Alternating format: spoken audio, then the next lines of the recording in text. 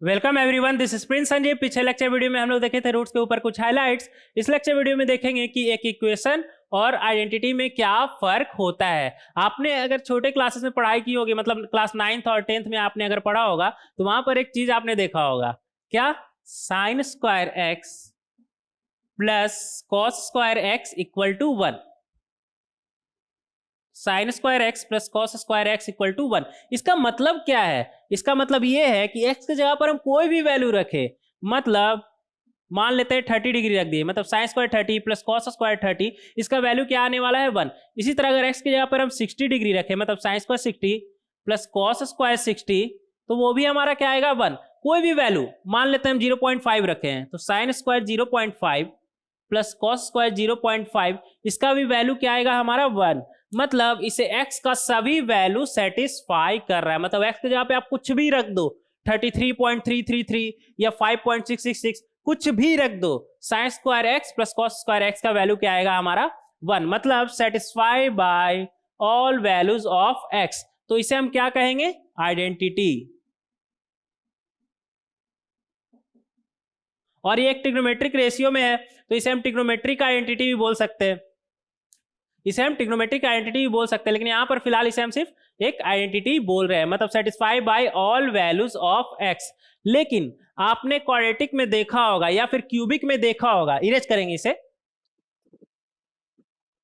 जैसे आपने क्वाड्रेटिक में देखा होगा x square plus B x plus C equal to 0। अगर इसका रूट हम मान लेते हैं अल्फा और बीटा है, इसका रूट मान लेते हैं हम अल्फा और बीटा है, तो इस क्वाड्रेटिक इक्वेशन को सिर्फ दो ही वैल्यू सेटिस्फाई करता था, और वो वैल्यू कौन सा होता था हमारा? खुद इसका रूट। सिर्फ इसे अल्फा और बीटा ही सेटिस्फाई करेगा। मतलब एक्स जहां पर हम अल्फा या फिर बीटा रखें, तभी इसका वैल्यू क्या आएगा हमारा? लेफ्ट हैंड साइड का वैल्यू क्या आएगा हमारा? 0। इसके अलावा कोई भी नंबर रखेंगे तो इसका वैल्यू 0 नहीं आएगा। इसी तरह अगर हम क्यूबिक का बात करें, a x cube plus B x square plus c x plus d equal to 0। अगर इसका रूट हम मान लेते हैं अल्फा बीटा और गामा, अल्फा बीटा और गामा, तो यहां पर x के जगह पर हम सिर्फ अल्फा बीटा या फिर गामा रखेंगे, तभी इसका वैल्यू 0 आएगा, नहीं तो इसका वैल्यू 0 नहीं आएगा। इन तीनों के अलावा कुछ भी रखेंगे तो इसका वैल्यू 0 नहीं आएगा, मतलब इसे सेटिस्फाई नहीं करेगा। तो इसे सिर्फ कौन सा सेटिस्फाई करेगा हमारा? अल्फा बीटा या फिर गामा। तो यहां पर हम क्लियरली देख सकते हैं कि क्वाड्रेटिक में हमें सिर्फ दो ही वैल्यू सेटिस्फाई कर रहा है और क्यूबिक में 3 वैल्यू सेटिस्फाई कर रहा है। तो जब कभी भी लिखेंगे यहां पर, इसे सिर्फ कौन सा वैल्यू सेटिस्फाई कर रहा है? अल्फा और बीटा। मतलब इसे सिर्फ दो ही वैल्यू सेटिस्फाई कर रहा है, मतलब satisfied by some specific values of x. और क्वाड्रेटिक केस में वो स्पेसिफिक वैल्यू क्या होगा? उसका खुद रूट होगा, अगर अल्फा बीटा उसका रूट है तो। और क्यूबिक के केस में उसका खुद रूट होगा, अगर अल्फा बीटा गामा उसका रूट है तो। सिर्फ वही उसे सेटिस्फाई करेगा। तो ये क्या है हमारा? एक इक्वेशन।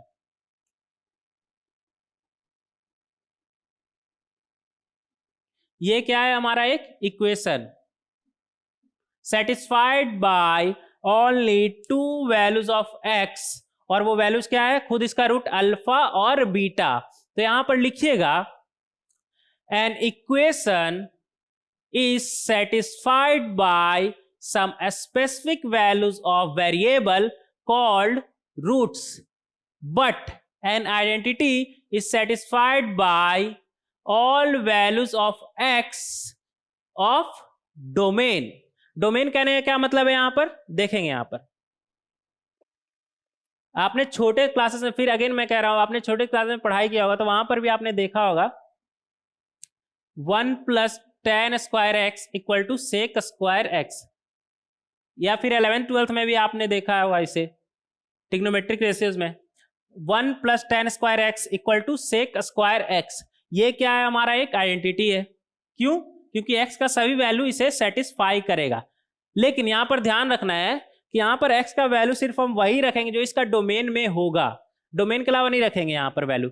जैसे यहां पर इसका डोमेन क्या हो जाएगा? डोमेन का अगर बात करें, डोमेन मतलब क्या होता है? x का कौन सा वैल्यू पे इसे खतरा नहीं है, खतरा मतलब डेंजरस नहीं है यहां पर, तो x का सभी वैल्यू यहां पर रख सकते हैं except pi by 2। Pi by 2 यहां पर नहीं रख सकते, यहां पर लिखेंगे हम domain belongs to all real except pi by 2, except pi by 2। 10 का डोमेन क्या होता है? All real number except pi by 2। अगर 0 से पाई बाय 2 के 0 से पाई के बीच हम बात कर रहे हैं तो, नहीं तो आगे भी इसका होता है यहां पर अगर अच्छे से लिखना चाहे पूरे रियल नंबर में तो all real number accept odd multiple of pi by 2। Odd multiple of pi by 2 पे ये डिफाइंड नहीं होता है, 10 का वैल्यू डिफाइंड नहीं है और सेक भी डिफाइंड नहीं है हमारा। तो यहां पर इसका डोमेन क्या आ जाएगा, all real number accept odd multiple of pi by 2, मतलब वाई एक्सिस, सिर्फ वाई एक्सिस पे डिफाइंड नहीं होता है 10 और सेक।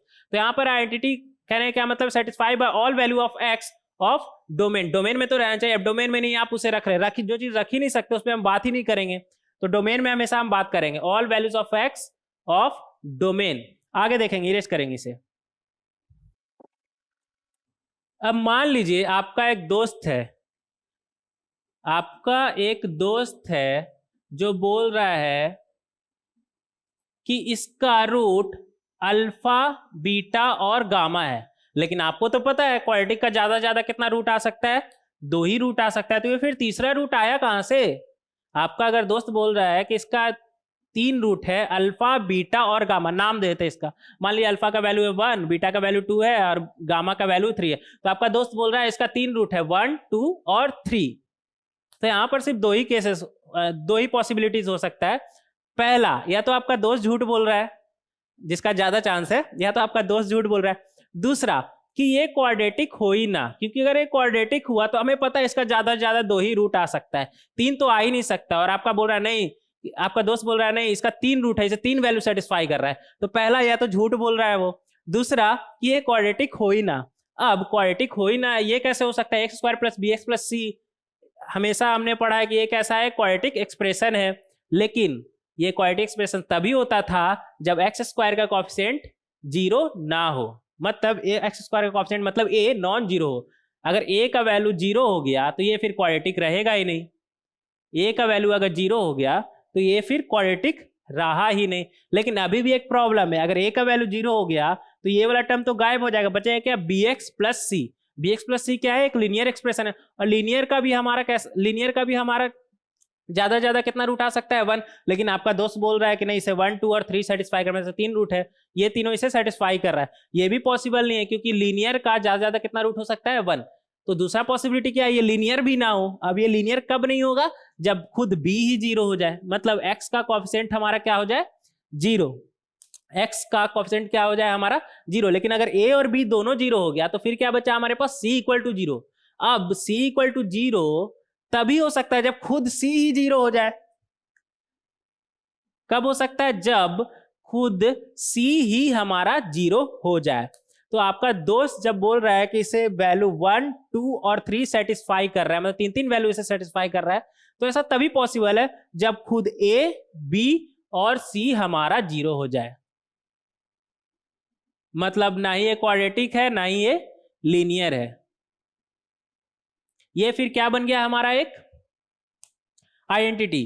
अगर इसे 1, 2 और 3 सेटिस्फाई कर रहा है तो वहां से क्या आ गया हमारे पास, a equal to B equal to C equal to 0। अब ए और बी और सी हमारा 0 हो गया, तब यहां पर 1 एक्स की जगह 1, 2, 3 क्यों ही, 5 भी रखिए, 6 भी रखिए, इसका वैल्यू 0 ही आ जाएगा, क्योंकि 0 मल्टीप्लाई बाय समथिंग 0 ही आने वाला है। इंडिविजुअल सभी टर्म इसका क्या है, 0, तो उन सभी का सम भी हमारा कैसा आएगा, 0। मतलब इसे फिर अब 1, 2, 3 नहीं, हर वैल्यू ही सेटिस्फाई कर रहा है। मतलब इससे जहां पे आप 10 रखिए, 11 रखिए, 12 रखिए, क्योंकि 0 मल्टीप्लाई बाय समथिंग वो तो 0 ही आने वाला है हमारा। तो इसे x का हर वैल्यू सेटिस्फाई कर रहा है। तो ये हमारा क्या बन गया, एक आइडेंटिटी। ये हमारा क्या बन गया, एक आइडेंटिटी। तो यहां पर लिखिएगा, इरेज करेंगे इसे पहले,